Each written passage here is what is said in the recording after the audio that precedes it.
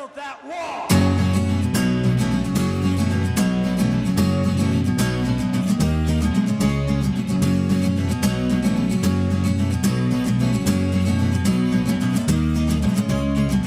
At the point station again, like it makes a difference, but I wanted to voice my opinion. Nothing ever changed from behind a voting curtain. Another check on paper that I am certain. You're listening to Student Revolutions in History, being recorded at CJSW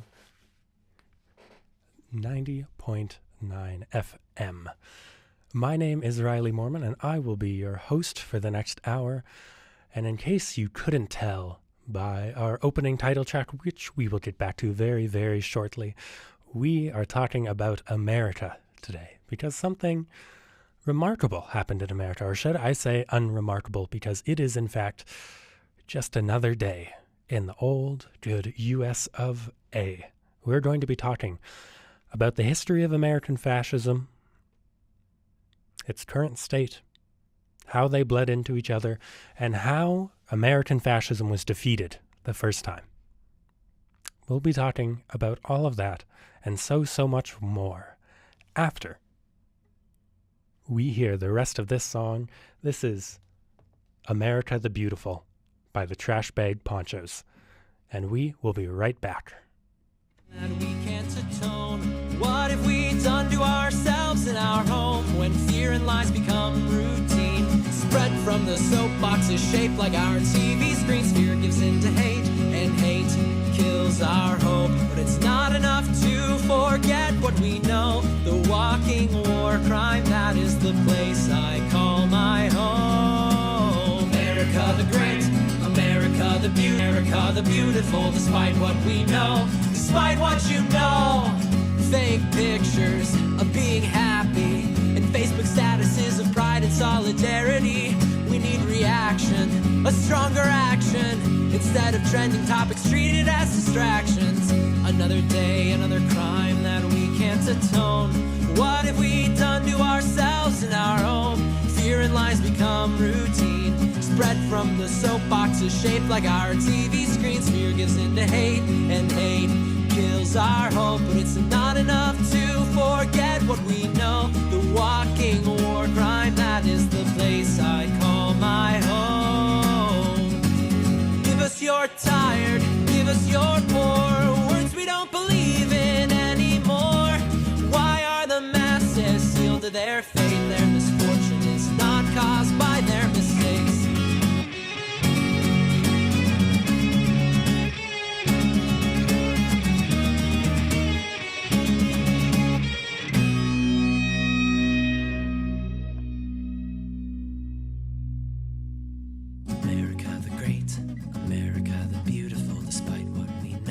Despite what you know, America the great,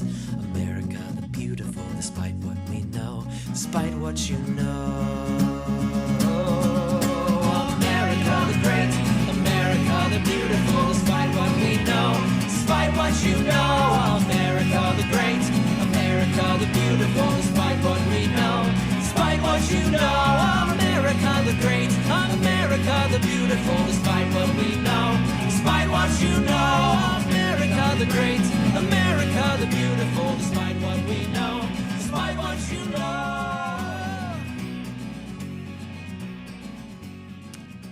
That is America the Beautiful by the Trash Bag Ponchos. Once again, I am your host, Riley Mormon, and this is another episode of Student Revolutions in History. Today, we will be talking about America the Great, America the Beautiful, and America the Fascistic. Because today we are going into a history of American fascism, as once again we are brought to the brink of authoritarianism and reactionary rhetoric and action in the United States of America. Now, we would like to think of American history in the current period being unique among all of the terrible times it's gone through. This is, in fact, not true, and we are living during probably one of the most recognizable repetitions of famous American history. and one of the most famous time periods in American history that we have conveniently forgotten. The Ukrainian war for independence is ongoing. The far right and fascists are on the rise across Europe. Italy elected a self-described fascist. The policies of classical liberalism are leading to increasing inequality. They're creating an artificial housing crisis, and they're destroying the cost of living for most people while the rich get richer. This rising inequality leads to an immigration scare, a crackdown, and racist politicians using America's diversity as a point of internal tension. Democratic politicians, unable to appeal to a large section of American society, lead to a surge in Republican control of the House, the Senate, and of the White House. The USA turns its back on its foreign commitments across Europe and Asia and becomes isolationist. As the financial system begins to collapse, Republican politicians introduce tariffs on all imported goods, expanding what was a recession into the Great Depression. Now, this might sound like I'm talking about today, but those last couple lines might have given it away, because this is exactly 100 years ago. We are talking about the 1920s. But I really, really would not blame you if you thought I was talking about the 2020s, because history, although it does not repeat itself, it does have a very fickle way of rhyming. Because the people who lived through the 1920s are the people who raised the politicians of today, because our politicians are unbelievably old. And every president so far has been born before all of the races could vote in the United States, which is absolutely wild. Every single president of the United States and every vice president of the United States has been born before women were allowed to own credit cards. And that does not look like it is changing anytime soon. That is, unless J.D. Vance survives long enough to make it into office as vice president and Trump has a stroke or something. But what I want to get across right here is that history does not happen in a vacuum. The current politics that we live are repetitions of history that have been happening for over 100 years. Which, if you think about it, is just 2 generations. America, as a country, has a complicated history with fascism, both of fighting it abroad and of embracing it at home. Now, there's a lot to talk about, and unfortunately, we do not have unlimited time, as much as I wish we did. So we will be focusing on fascism in the late 1920s, the early 1930s, and the mid-2020s, and hopefully not the mid-2030s. But unfortunately, again, history rhymes. Now, this fascism was caused, as all fascism is, as the best descriptor of it that I have found is palingenetic ultranationalism. Now, that is a very confusing descriptor, but I do want to clarify that that is the definition of fascism. It is not jailing people you disagree with. It is not even being racist and authoritarian. It is not believing in a superior race, because all of these could have been applied to America of this time period before the fascists even got there. Fascism is specifically about the rebirth of a nation through usually militaristic, violent revolution. It is about, in Italy's case, where fascism started, the rebirth of the Romans from the Italians and reclaiming their greatness. In Germany's case, it's about the rebirth of the Aryan people. That's what the palingenetic means. It is the rebirth. Think of the Paleolithic age. It is a thing that happened a long time ago, and we are being ultra-nationalistic about it. Fascism is both supported by and works in opposition to existing power structures. And if you can't see that in the America of today, I really can't come up with a better example. That is why people support it, because it seems both stable and revolutionary at the same time. It seems like a break with the institutions that are failing, while at the same time presenting all of the continuation and stability of those same institutions. Now, most people would recognize that there's cognitive dissonance in those two sentences both being true, or doublethink, as a very famous author once put it, two conflicting arguments that are held at the same time without problem. But that is at the core of fascism, because fascism is not a political ideology based on arguments, based on logic, or even based around being right. Fascism at its core is about vibes. We are going back to the time of the Romans. No, I don't care what the Romans were actually like. I care about an idealized version. We are going back to the time of the 1950s in America. No, I do not care about what the 1950s were like, but I do like the vibes of them. It is fundamentally an aesthetic ideology. It does not have arguments in and of itself. It uses whatever arguments it seems and it deems necessary in order to match the vibe that it is going for. Now, that vibe is almost exclusively one of a monoculture, a single race, an obedience of women to men, and extreme far-right militarism and paramilitarism. So I'm glad we don't have to live through any of that. Just kidding. All of this already happened. Now, luckily, America was, in fact, able to avoid it the first time. And in avoiding it, they were able to both set an example and a template for us to follow. They would later go on to erase fascism from as many corners of the earth as it lived.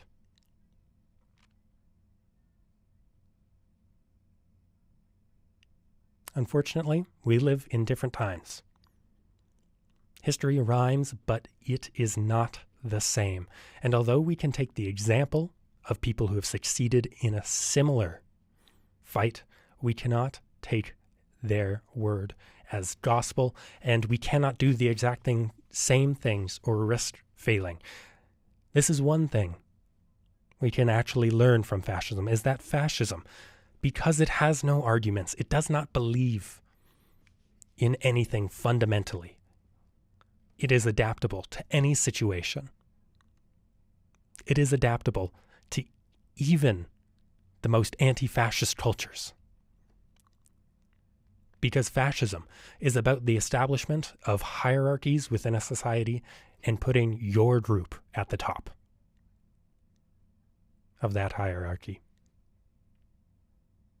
Unfortunately, one of the largest enablers of fascists, and boy are we going to get into it, both in the 1920s and in the 2010s and 20s, is not the conservative, although often they do enable the fascist, but also the liberal who refuses to combat the fascist arguments and instead focuses on ridiculing the fascist while not recognizing the danger they pose. Because any sane person would just listen to the arguments, right? And when the left tries to pose a more attractive and equal alternative to fascism, the liberal will object to them while going along with the fascist, because fundamentally, a large part of the liberal ideology is, you respect whoever is in charge. You get to vote, but everyone should just respect the authority and the power of whoever wins that vote. Now, there's a key sentiment missing. Is that vote rigged? Do they actually represent most of the population? Those don't matter to the liberal, because the liberal is about following rules that already exist and refusing to make new ones. because once you realize you can make new rules, you realize all of the rules that have already been set up have been made by people as fallible as us. No one in the past was smarter, no one was dumber, because humans and human biology has not changed very much, just our level of education and nutrition. They were all doing the best with what they had, sometimes the worst with what they had. But once you realize that any rule that can be written can be unwritten, that's a very scary prospect for a lot of people. We are going to be listening to a song by the fantastic Phil Ochs called Love Me, I'm a Liberal. This was written in the mid-1960s, but I think you'll find many of the themes running both throughout the 1920s and recent history. We will be back with Student Revolutions in History just after that.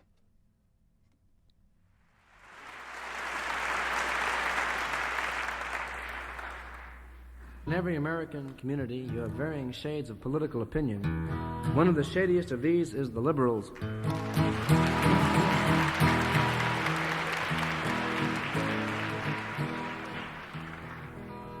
An outspoken group on many subjects. 10 degrees to the left of center in good times. 10 degrees to the right of center if it affects them personally.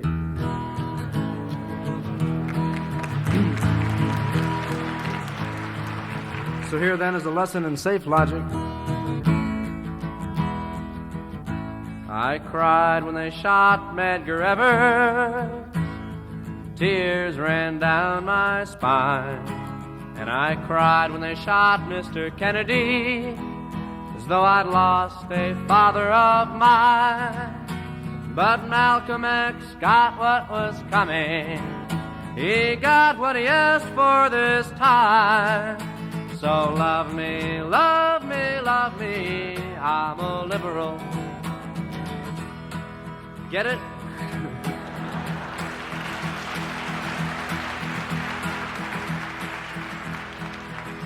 I go to civil rights rallies and I put down the old DAR. DAR, that's the dykes of the American Revolution. I love Harry and Sidney and Sammy. I hope every colored boy becomes a star.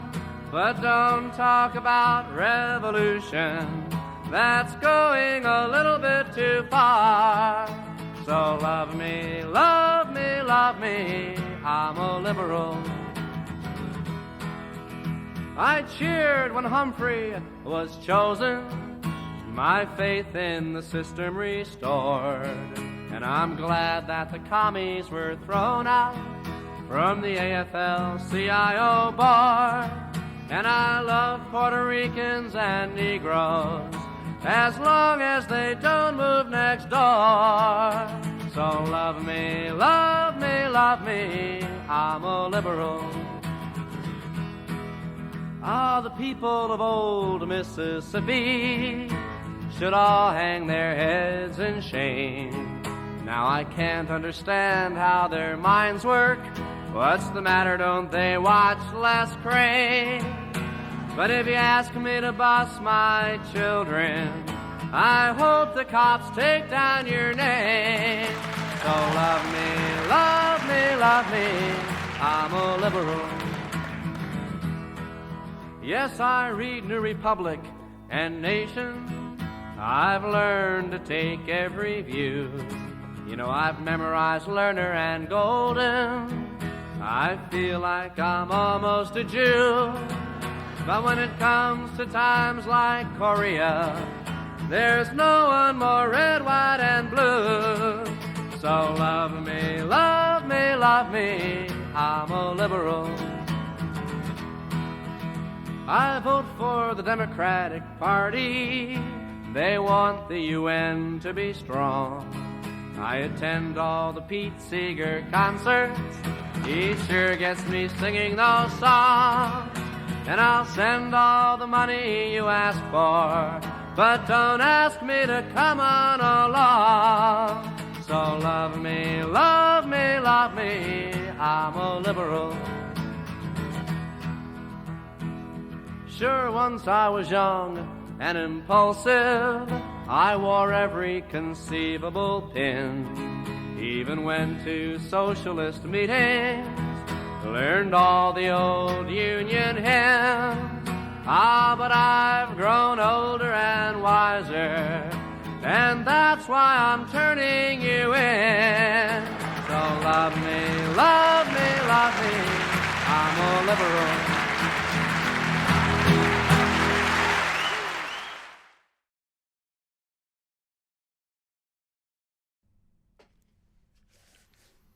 That again was Phil Ochs with Love Me, I'm a Liberal.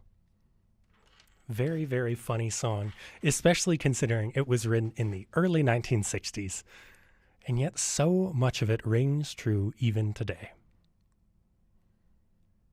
Now, it's important to note a thing about American fascism is that it would not, on the outside, look like Italian, German, even Russian fascism. Because fascism, as we were talking about earlier, is something that coalesces and molds itself around wherever it ends up. It is ultra-nationalistic, which means it will attach to whatever nationality you are being nationalistic about and change to fit. When fascism comes to America, and it almost has in the past, and we'll talk about that in just 30 seconds because America was unbelievably close to becoming a fascist power. But when it comes to America, it will be wrapped in the flag, the red, white, and blue, because the business of America is business. Calvin Coolidge said that. An American fascism would be one that encourages big business because an often forgotten part of fascism is that, well, it isn't popular. It can never win an election because the majority of people do not like fascism, no matter where you go. However, through violence, through rigged elections, and in the case of Germany, through the endorsement of big businesses and billionaires, fascism can get into power undemocratically, and once it is in power, it does not care to abide by the democratic norms that the left would. And that's one of the biggest problems in combating fascism, is a lot of the people who want to combat it are unwilling to break the same rules as the fascists would in order to do it. Which is nice and idealistic and also wrong, because democratic rules, the social contract, only works when everyone agrees to it. And so if you have one side who says, if we win an election fairly, we're going to take office. And if we don't win the election, we're going to try to take office. You can't really combat that through the democratic process, can you? Because if they win, you've lost. And if they've lost, and they just go for it anyway, and you don't bother to fight them, then you've lost. Remember, the earliest fascist motto came from the Arditi, that is the Italian black shirts formed out of the special forces and the assault squadrons of the First World War. Their motto was "Me ne frego." Translated to English, it's rather rude, but it's a very crude version of "I don't care." And that's fundamental to fascists. If you believe that the world is a constantly changing, combative, social, Darwinist hierarchy, of course you don't care about the rules, you just care about winning. It's like playing Monopoly with that one friend who'll just steal a bunch of money from the bank. You can't play Monopoly with them because A, you're probably not going to win. You might, but if you do win and they just say, I don't concede that you've won, what was the point of playing Monopoly at all? There is none. Because for societies to function, you need to be working off of the same ground rules. And fascists simply do not care to abide by these rules.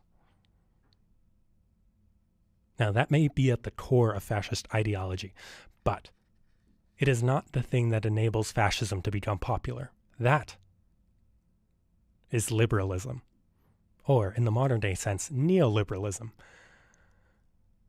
A thing introduced by Jimmy Carter, Ronald Reagan, continued by both of the Bushes, massively expanded by Bill Clinton in America, also by all of the Canadians at the same time, including our current Prime Minister, Justin Trudeau, who is a neoliberal to extremes no one thought possible.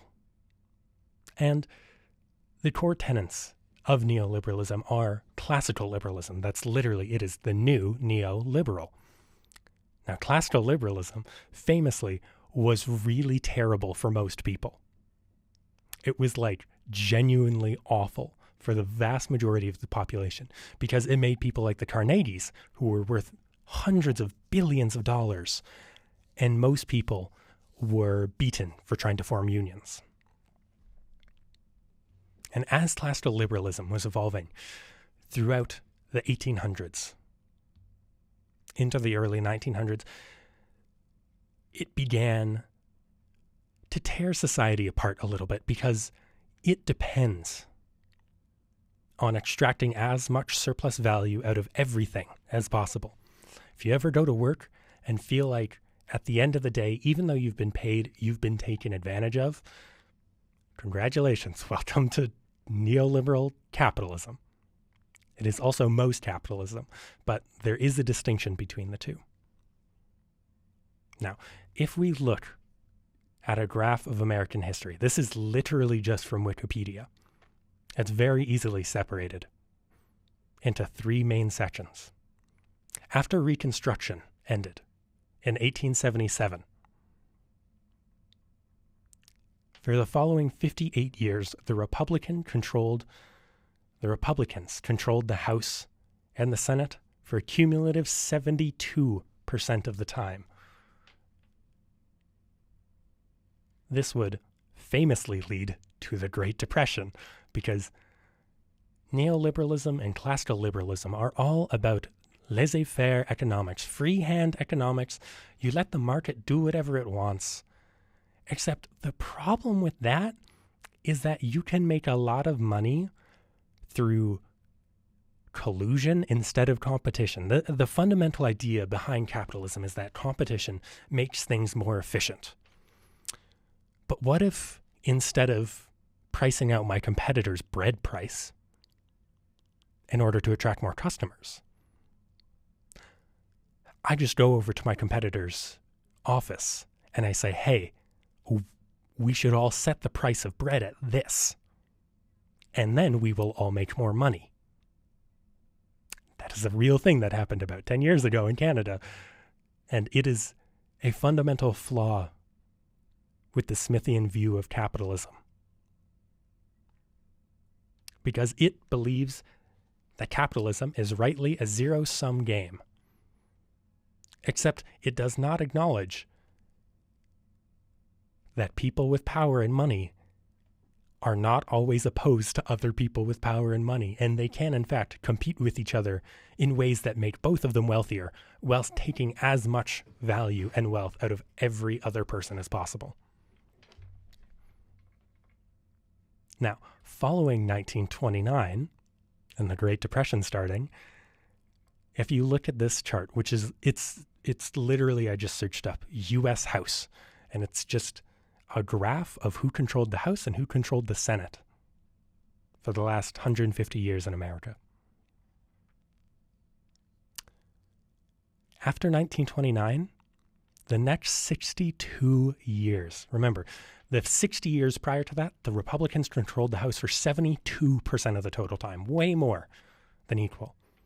And for the next 62 years, the Democrats controlled the House and the Senate for 89% of the time. Until 1995, when Bill Clinton finally irreversibly, I should say, revoked the New Deal coalition and smashed it. The New Deal coalition was the coalition of Democrats founded in the early 1930s to combat the Republicans and to combat the fascists. Not saying those two are the same, but the New Deal coalition was designed to beat both of them.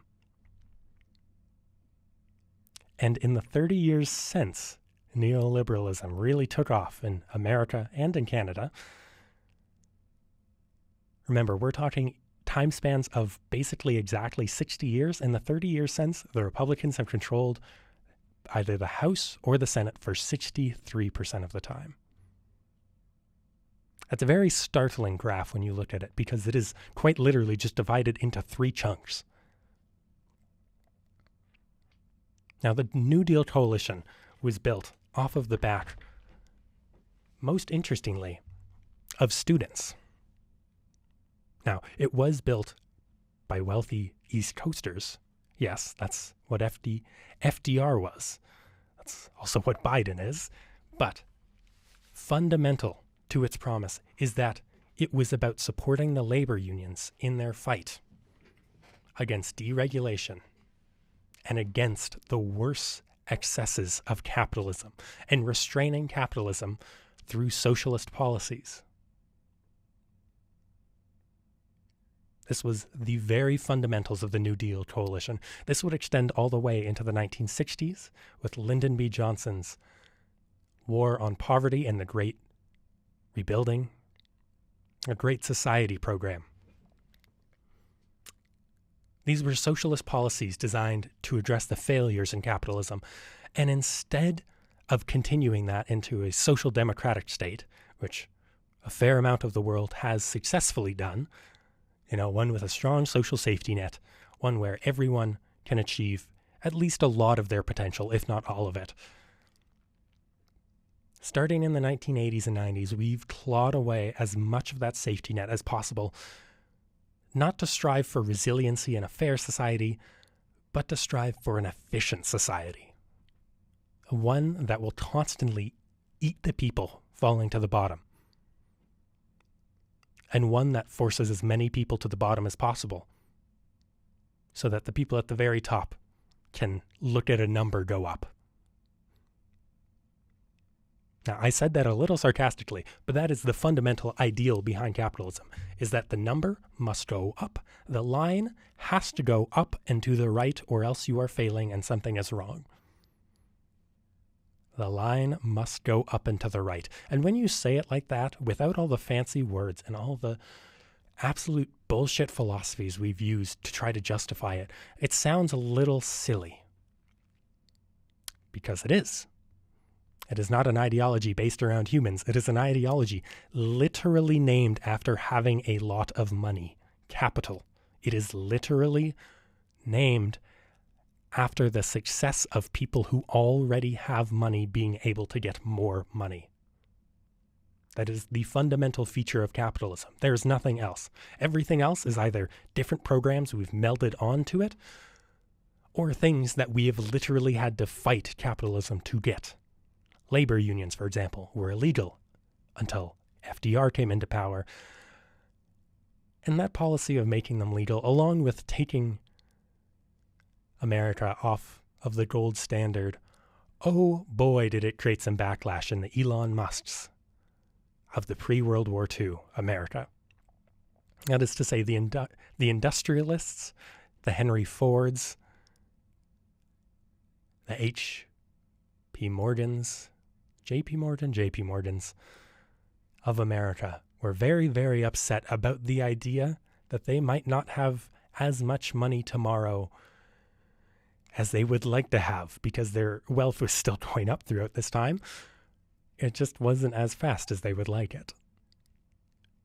And so they organized a little teensy-eensy-weensy coup against the U.S. government in a lesson of history that barely anyone in the United States or Canada has heard about, but was almost as consequential, and I would argue just about as consequential, as the Civil War happening. We will be talking about the business plot and the attempt by capitalists to overthrow the U.S. presidency and install a Secretary of General Affairs to be a figurehead just after a music break, because we're going to be talking about the reaction to socialist policies. But before we get there, let's talk about the grand old ideas of capitalist policies and how that's made a healthy society.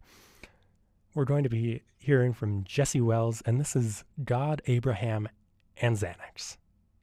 And we'll be back with Student Revolutions in History just after the music.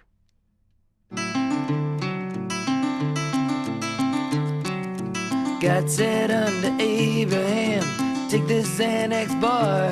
Don't talk no more about all of the war and the cancer going on. Next day, Abe thought he'd bring it up at the local town hall. He said that the air's hard to breathe and the water ain't clean. He said, well, forward in your call. He was on hold for 3 days straight when Jesus picked up the line. He said, don't question the guns, and if you want to have fun, just be grateful that I'm on your side. God made the planet, man made the Xanax. Elon, get Mars ready. He said, oh, that a big-ass starship wagon, cause the bars are too damn heavy. Jesus said, I got a friend down at Pfizer. Yeah, my buddy Jordan Peterson. We'll get it in quick and we'll get you a script. You're gonna love the diazepam. Jesus asked him when the head wound happened. He said it was somewhere in between a 4-year degree and a wondering if Iraq could WMDs. Abraham prayed up to the Lord that night. He said, Lord, what am I to do? All the bushes are burned and the money's been earned and the interest rates are through the roof. God made the planet, man made the Xanax. Elon, get Mars ready. He said, oh, that big-ass starship wagon, cause the bars are too damn heavy.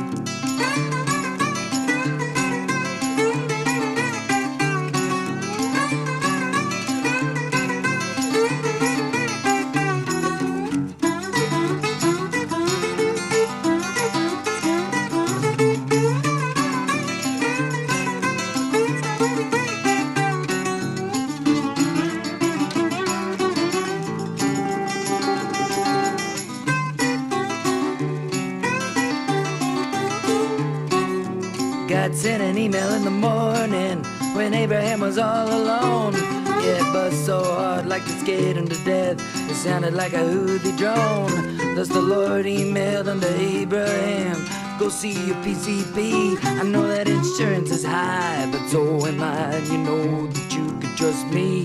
When you're done, download my new app and go see my therapist.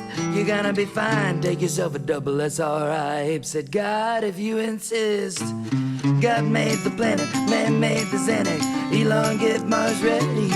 He said, oh, that a big-ass starship wagon, cause the bars are too damn heavy. Abe went down to the vape shop while Jesus was resting his bones. He bought a very berry flavor and it gave him a cough, but it was better than a feeling alone. When he got home, he decided to give that new app a look. And now Abe learned to dance and he's shaking his ass, but he forgot how to read a book. Abraham prayed up to the Lord that night. He said, Lord, is P. Diddy in trouble? God said, you're getting it, Abe, that's a good direction. Let's get that dose to a double. God made the planet, man made the Xanax. Elon, get Mars ready. He said, oh, that a big-ass starship wagon, cause the bars are too damn heavy.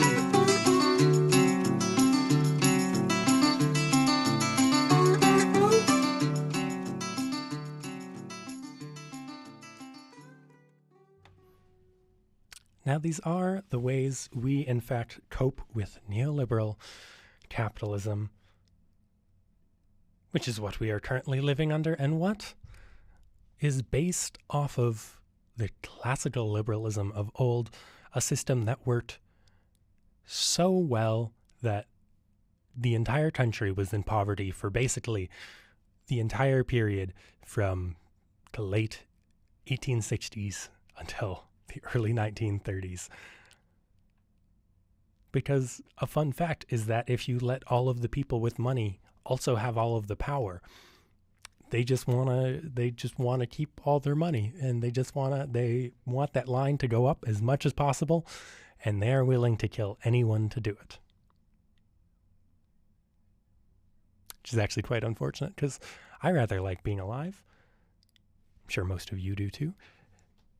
One of the fundamental problems of liberal ideals, and we're talking the economic liberalism of the 1870s through the 1930s and of the 1990s until right now, is that by its very design, it creates class conflict.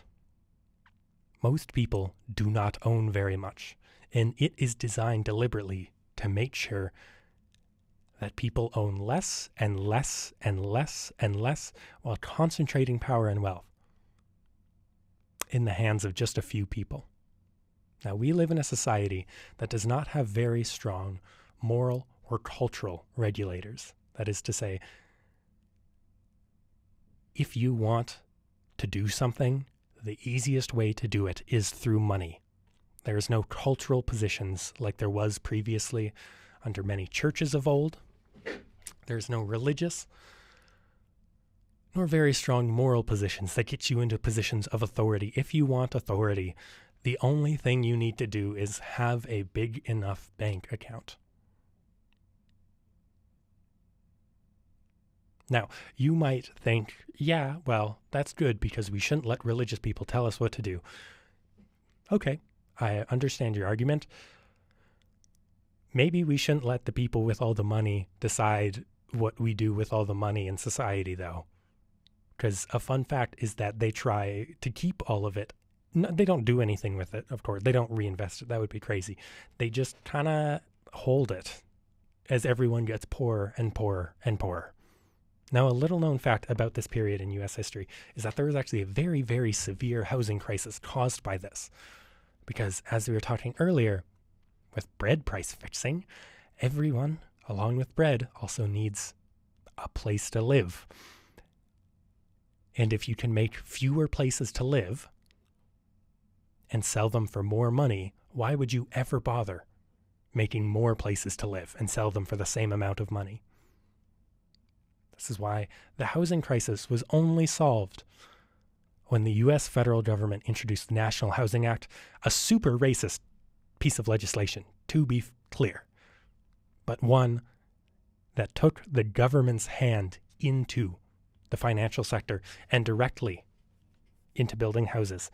The UK government did the exact same and turned a nation that was 90% renters in 1901 into a nation that was only 20% renters by 1965. Because competition does increase efficiency. It's just that capitalism doesn't have a vested interest in competition. It has a vested interest in making sure money creates more money, and you can do that with collusion much more easily than you can with competition.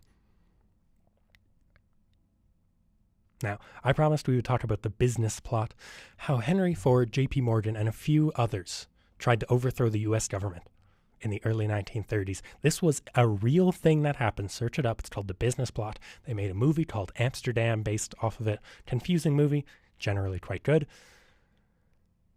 This was a real thing that happened. As FDR was elected, and again, this was not a socialist candidate, although there were quite popular socialist candidates at this time, because again, liberalism creates class warfare. Most people don't benefit from that unless there's a socialist in charge. FDR started introducing some regulations, like taking America off of the gold standard in order to have more control over the monetary supply, confiscating all of America's gold to put into Fort Knox. That's why that is a myth or a feature of our culture and cartoon culture in particular for some reason, that all the gold is in Fort Knox. It's because literally, in order to get off the gold standard, they just confiscated everyone's gold. And there are some very unbelievably rich capitalists who were quite scared by this. They were scared to the point that, and this is again, I would like to emphasize, this is not a thing I'm making up.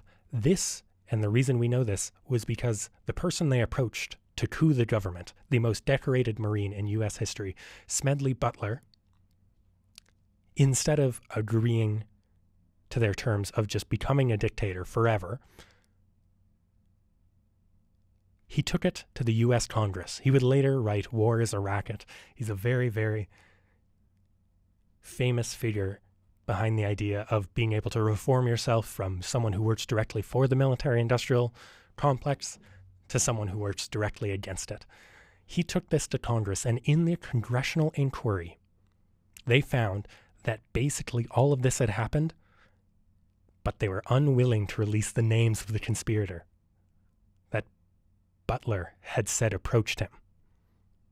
Now, there's some historians who debate whether this was basically a plea deal, that their names would not come out in the press so that they wouldn't be beaten to death by their workers in order to not try to coup the government again.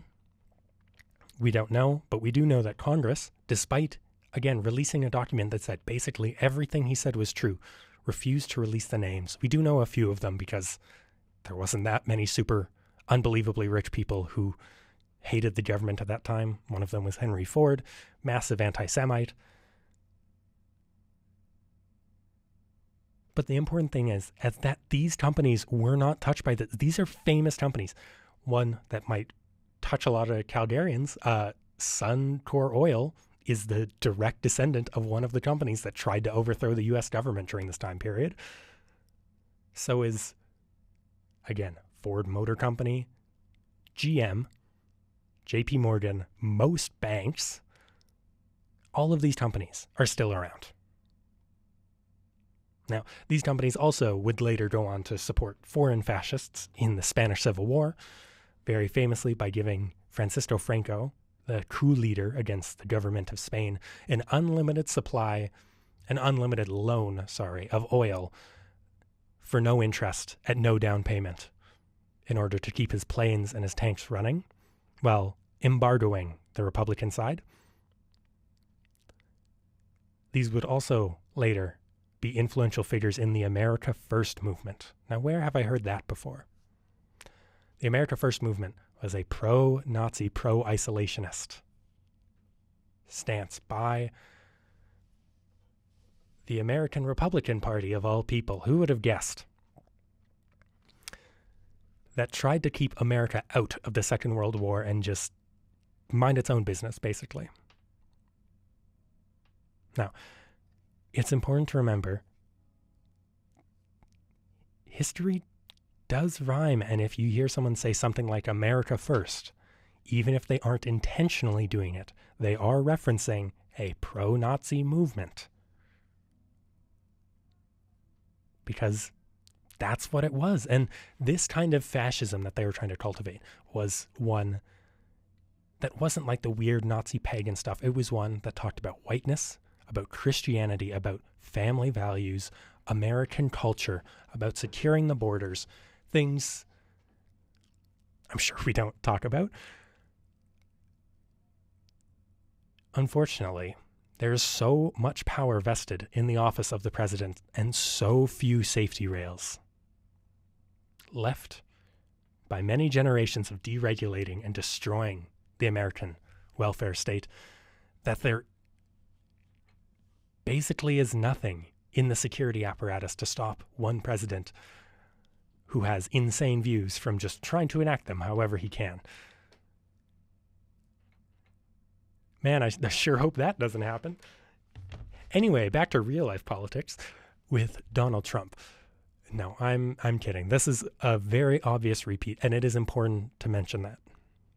It is also important to mention the thing that beat American fascism, the New Deal coalition, led by FDR, won because instead of trying to cater to the Republicans and the center vote, they were pushed to the left by the Farmer Labor Party. Now, I have actually written an academic paper on this and on the socialist influences pushing the American New Deal coalition to the left. There is literally a quote by FDR's chief of staff that says, "We were so busy shoring up our left flank, we didn't even bother with the right." And this is the thing that won them the 1932 election, won them the 1936, the 1940, and the 1944 election, was because instead of chasing after voters who were more interested in talking about non-issues, They chased after the people who were being affected by the policies and by the issues. Because why would you spend $10 trying to convince one person of a thing they're skeptical on because it doesn't affect them personally, rather than spend $10 to convince 100 people who can see the impact to do something about it? That's where this coalition came from. And oh my God, it was one of the most dramatic turnarounds in American history, which led to the most prosperous period of time for any nation in literally the entire world's history. It's kind of wild to think about. Very importantly, this sharp turn to the left by the Democratic Party. This is the same party that 10 to 20 years prior had Woodrow Wilson, famous terrible person and racist, in the office. This sharp turn to the left was caused significantly by student movements. In Minnesota, the Farmer Labor Party elected 3 successive governors. That's right. The U.S. used to have a labor socialist party that won governorships, sent people to Congress and to the Senate, and forced the centrist parties to look for new people to recruit. And boy, did they have to find those people by actually improving their lives instead of just complaining about random things. Now, I am reading this from a paper by Andrew Pierce on student activism in the 1930s and Occupy Wall Street. This is a direct quote. The National Student League was a socialist student group that supported labor unionization through peaceful demonstrations. They were strongly anti-capitalist and made a name for themselves by supporting the Harlan County miners' strike of 1932. Other student groups, such as the Young Communist League, the Student League for Industrial Democracy, were also major student organizations that brought leftist policies to campus. And it's important that they are brought to campus and that they are spread by students, because students now are the leaders in 10 years. And if you can connect with them now, get them on your side now, and get them to actually think about your policies, they have a much, much higher chance of actually using those policies to do good in the world. They were a fundamental part of the Democratic Party's shift to the left that was only reversed in the 1990s. It's hard to overstate how important these kinds of socialist agitation, both on campus and in the workplace, were. Harlan County, very famously, and much of Appalachia actually, was the scene of a war that involved tens to hundreds of thousands of people at times. This was the American Coal Wars in the 1920s and 30s. You probably haven't heard about them because we don't teach labor history.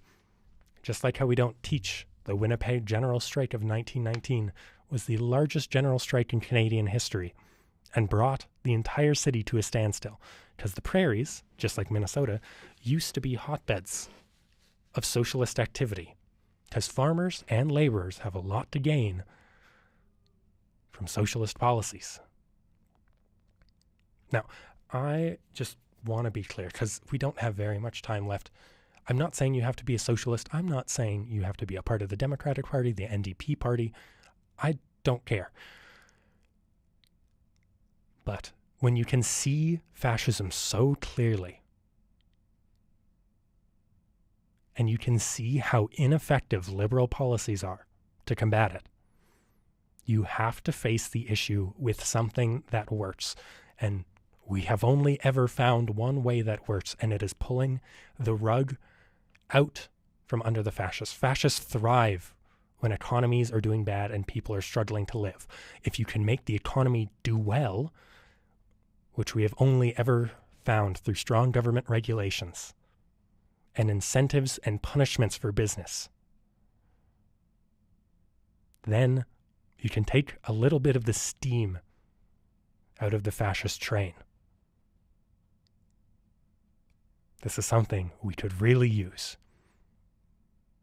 And these policies despite having a massive impact, are a lot of the time not implemented because they do not seem popular before they are implemented. They're massively popular after. Rent control is a very famous example. A lot of people hate the idea of it when it goes in. Almost no one complains about it afterwards. So that's why it is important for people to be advocating for these policies and for fighting the fascists wherever they stand, because we should not make a society where fascists feel comfortable to be out in the open. That's a fundamental part of the inching towards autocracy, is feeling comfortable saying things either as jokes or really as subtle hints of what you're going to do and what you want to do. You should make people uncomfortable for being racist, for being sexist, for being anti-immigrant, because those are not the people destroying their way of life. The people destroying their way of life are the people who are taking all of the money out of the economy. Obviously. And it's sad because there's so many smoke and mirrors that distract so many people from that. But that's why we need you. That's why we need students of any age.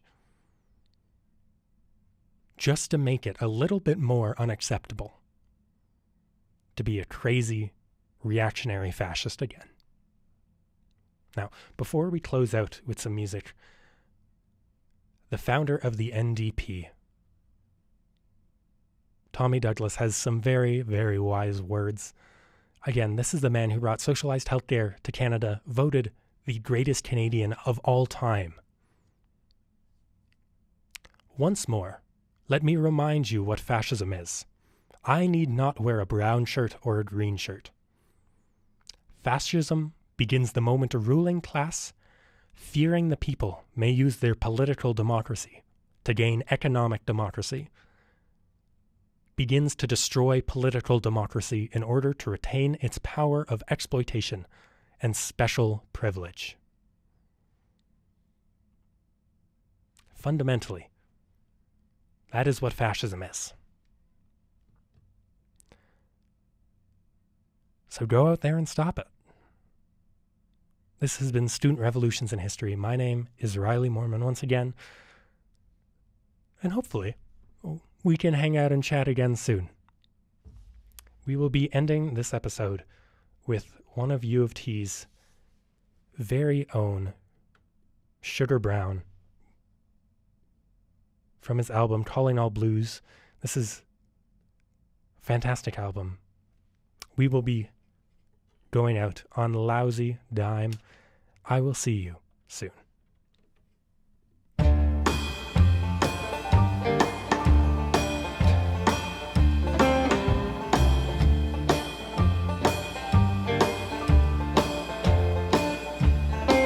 Pay it back, pay it forward, pay it today. Borrowing money just to give it away. Where the lifestyles of the rich and famous have left us behind.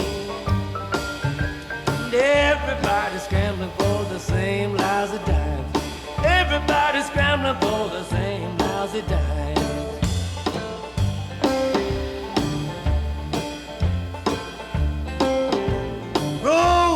Surplus rusting in the sun.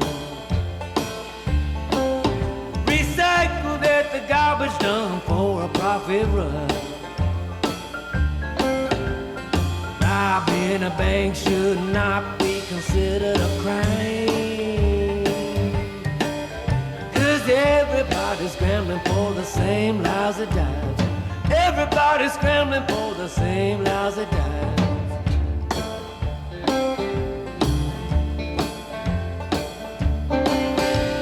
All the fools in the middle of sticking with wanna change, can't exchange, is killing our health.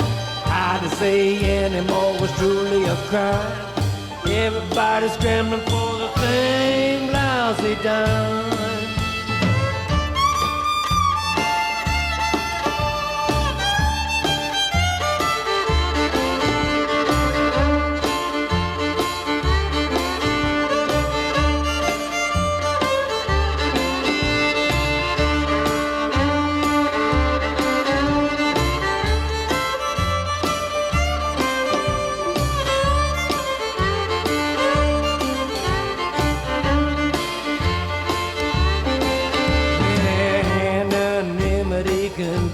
first, disappearing and we'll lock 'em up in their cups. The bankers and police do their pantomime. Everybody's scrambling for the same lousy dime.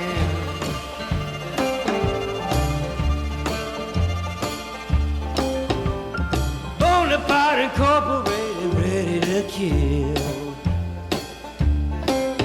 The Ponzi's wash their hand while the oil men drill. Well, the billionaires got bailed out, they got the fruit, we got the rind. And everybody's scrambling for the same lousy dime. Everybody's scrambling for the same lousy dime. Everybody's scrambling for the same lousy dimes. Everybody's scrambling for the same lousy dimes. Everybody's scrambling for the same.